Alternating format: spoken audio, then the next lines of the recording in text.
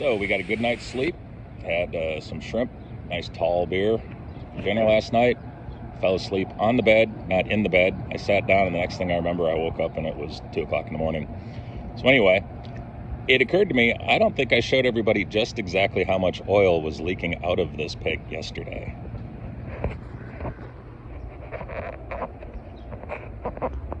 I've never seen anything like that. It is literally down the side. And then when you put the hood up, it's even better. So we saw a little bit of that yesterday. What we didn't see is it is literally dripping down, and this is after it drained all night long. So yeah, I'm maybe not gonna get it done with 6 cans of brake clean. Anyway, we're gonna start the valve cover replacement right now. So I think I need to go find a sacrificial hotel towel to make a fender cover out of first. Well, I got the valve cover off. There wasn't any obvious leaks, but what I did find was just a little bit of paper residue on the mating surface. I scraped it as best I could. I'm on the fence about using this rubber gasket set versus just some black RTV that I brought along.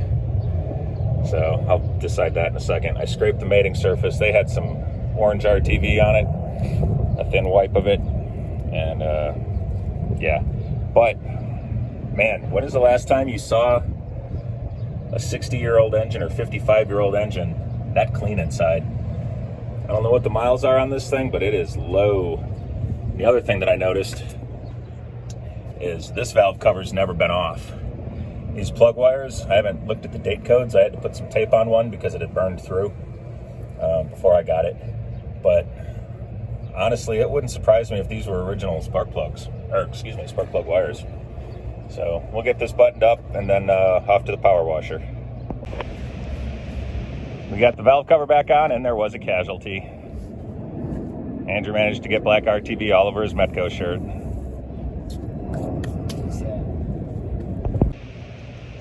All right, seems to be buttoned up. We ended up opting for the black gasket and the rubber gasket and some black Permatex. So hopefully that will solve all of our issue. I wasted 4.5 cans of carb cleaner, most of another can cleaning up everything, scraped the gaskets, the gasket surfaces.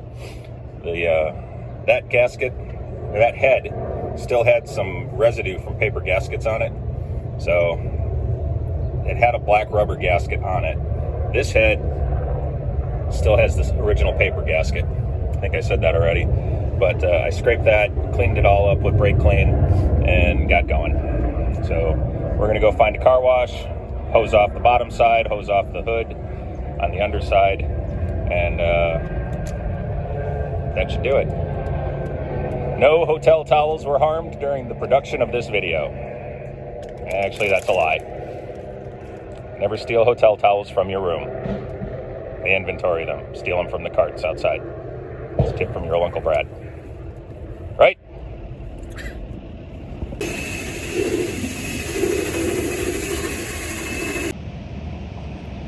So we were going to check the trans fluid, but decided not to roll around in the mud and the rain last night. So this morning it's nice and dry. We checked it. It is low. Dad's topping it off, and we should be back on the road here shortly.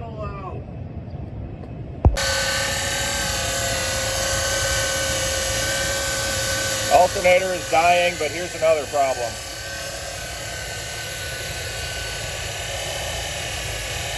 It is literally puffing out the valve cover.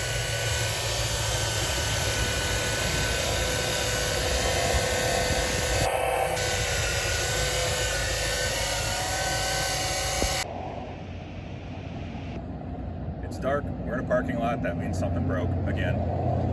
We got about 20 miles out of Vegas, a whole 20 miles. Just past the Hoover Dam and the alternator started screaming. We pulled off the side of the road and the alternator was absolutely screaming. I shot a little video on that. It's somewhere in this whole thing. So we got back on the road, went to Boulder City, I think we're in. Pulled into the O'Reilly's, and as we pulled into the parking lot, the alternator bricked. It welded itself together. It's done. So O'Reilly's didn't have one. We called around. They could get us the alternator tomorrow by noon or whatever. We ended up finding the CarQuest within walking distance that had an alternator to get us on the road. Single groove pulley. I didn't feel like screwing around with this, so we're now running one fan belt, which is fine.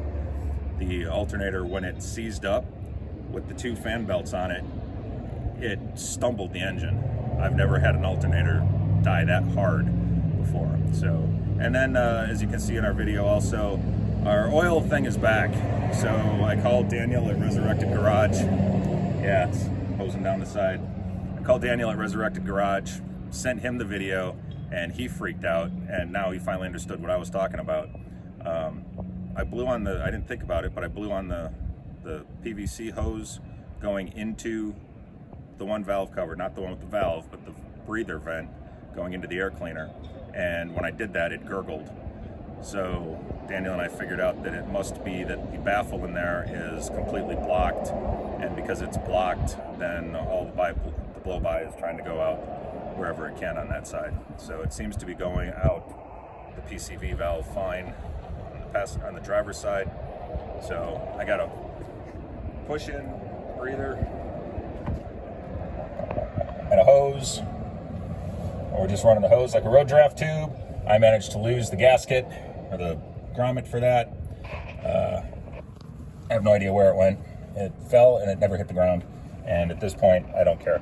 It's plugged up and it's not getting any crap into the engine. So, and I know that because it's not getting anything out of the engine.